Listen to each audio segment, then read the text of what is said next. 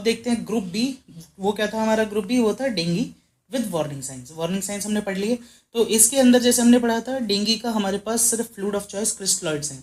Crystalloids में RL preferred over NS, RL preferred over NS. तो अगर कोई भी patient dengue with warning science के साथ आ रहा है तो हम क्या करेंगे, 7 to 10 ml per KG in first hour. 1 घंटे के अंदर 7 to 10 ml per kg of fluid देंगे।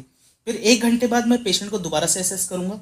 मैं दोबारा से उसका बीपी मेजर करूंगा, पल्स रेट मेजर करूंगा, पल्स प्रेशर मेजर करूंगा, हिमेटोक्रिट मेजर करूंगा, urine output, capillary refilling time and pulse rate, है ना। बीपी से क्या, ये चीज़ मैं क्या देखना चाह रहा हूँ, बीपी में इंप्रूवमेंट होना चाहिए 1 घंटे बाद, पल्स प्रेशर इंप्रूव होना चाहिए, हिमेटोक्रिट इंप्रूव होना चाहिए, यूरिन आउटपुट बेटर होना चाहिए, कैपिलरी रिफिलिंग टाइम नॉर्मल की तरफ लेस देन 2 सेकंड की तरफ आना चाहिए, पल्स रेट जो मेरा टैकीकार्डिया था शॉक की वजह से वो इंप्रूव होना चाहिए। अब इसमें 2 चीज़ें हैं कि हाँ 1 घंटे बाद इंप्रूव हो गई, बहुत अच्छा, इंप्रूव हो गई तो मुझे क्रिस्टलॉइड्स अवॉइड करने हैं क्योंकि रिकवरी फेज में जितना मैं फ्लूइड दूंगा वो वापस आएगा। तो हम इसको टेपर करते चले जाएंगे। मैंने स्टार्ट किससे किया था, 7 to 10 ml per KG in first hour. Next अब मैं कैसे कर दूंगा, 5 to 7 ml, जहाँ मैं 7 to 10 दे रहा था 5 to 7 over next 1 to 2 hours. उसके बाद 3 to 5 ml for next 2 to 4 hours and then 2 to 3 ml per kg for next 2 to 4 hours.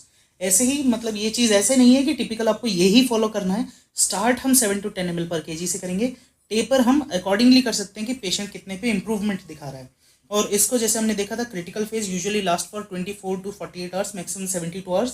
तो हम नेक्स्ट 48 to 72 आवर्स में फ्लूइड को हम स्टॉप कर देंगे। तो ये तो हो गया हमारा कि इंप्रूवमेंट हो रहा है। अब दूसरा पार्ट हमारा जाता है कि पेशेंट में इंप्रूवमेंट नहीं हुआ।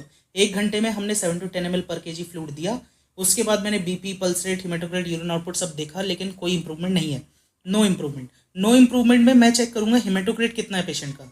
इफ हिमेटोक्रिट इज 45, अभी भी 45 के ऊपर ही चल रहा है, तो इसका मतलब क्या है, मैंने जो भी फ्लूइड दिया वो सारा कैपिलरी से बाहर निकल गया, तो उसका कोई यूज़ नहीं रहा। तो इसके अंदर अब मैं क्या कर सकता हूँ, या तो मैं दोबारा से क्रिस्टलॉइड दे सकता हूँ या कोलॉइड दे सकता हूँ। यहाँ पे प्रेफर करेंगे कोलॉइड।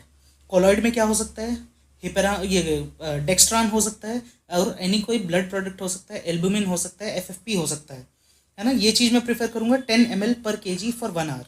दोबारा से जैसे मैंने 7 to 10 ml दिया था, यहाँ पे मैं 10 ml per kg for over 1 our. तो इसके बाद ये देने के बाद 1 घंटे बाद मैं दोबारा से इंप्रूवमेंट देखूंगा।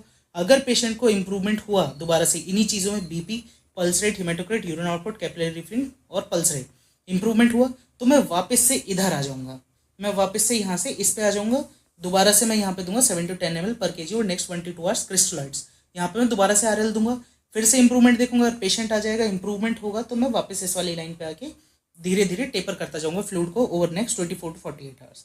लेकिन दूसरी चीज़ है, मैंने यहाँ कोलॉइड दिया 10 ml पर केजी और 1 आवर, फिर इंप्रूवमेंट देखा 1 घंटे बाद कि नो इंप्रूवमेंट। दोबारा से हिमेटोक्रिट देखा, अभी भी स्टिल मोर देन 45, कोई इंप्रूवमेंट नहीं है। अब मैं उसको रिफ्रैक्टरी हाइपोटेंशन मानूंगा और यहाँ पे मैं पेशेंट को एडमिट करूंगा और स्टार्ट करूंगा एज डीकम्पेंसेटेड शॉक, सीवियर डेंगू की तरह ट्रीट करेंगे। यहाँ पे उसको अब मैं आइनोट्रॉप्स यानी नॉरेड, वैसोप्रेसिन, जो भी अभी हमारे पास देखेंगे प्रिफर्ड रहेगा, वो चीज़ हम स्टार्ट कर देंगे। तो ये हमने क्या देखा कि पेशेंट का इंप्रूवमेंट नहीं है और हिमेटोक्रिट मोर देन 45 है। ये हमने इधर का ये देख लिया किस तरह से अप्रोच करेंगे। अब दूसरा, मैंने क्रिस्टलॉइड, पेशेंट को आइसोटोनिक क्रिस्टलॉइड दिया 7 to 10 ml पर केजी और 1 आवर। मैंने इंप्रूवमेंट देखा 1 घंटे बाद, नो इंप्रूवमेंट। नो इंप्रूवमेंट के बाद मैंने हिमेटोक्रिट चेक किया, हिमेटोक्रिट पेशेंट का लेस देन 45 है। अगर सडन ड्रॉप इन हिमेटोक्रिट हुआ तो इसका मतलब क्या है, चांसेस हैं कि पेशेंट ब्लीड कर गया। जब ब्लीड कर गया तो सारे आरबीएस बाहर चले गए, जिसकी वजह से हिमेटोक्रिट फॉल कर गया। तो ऐसे में मुझे उसका हीमोग्लोबिन पेशेंट का चेक करना है। अगर मेरा हिमेटोक्रिट कम आता है तो ऐसे में I will prefer blood transfusion. देने में कोई हर्ज नहीं है, वो कोलॉइड की तरह भी काम करेगा, वो भी ट्रीट करेगा, प्लस हमारा अगर ऑनगोइंग ब्लीड हो रही होगी उसमें भी मदद करेगा। तो इसमें depend on availability, there could be whole blood और there could be availability of packed RBC. अगर होल ब्लड है तो I will give for 10 to 15 ml per kg of the body weight, और पैक्ड आरबीसी अगर available है, preferred packed RBC रहते हैं आजकल, यही प्रीफर करते हैं, तो will go with 5 to 10 ml per kg of packed RBCs.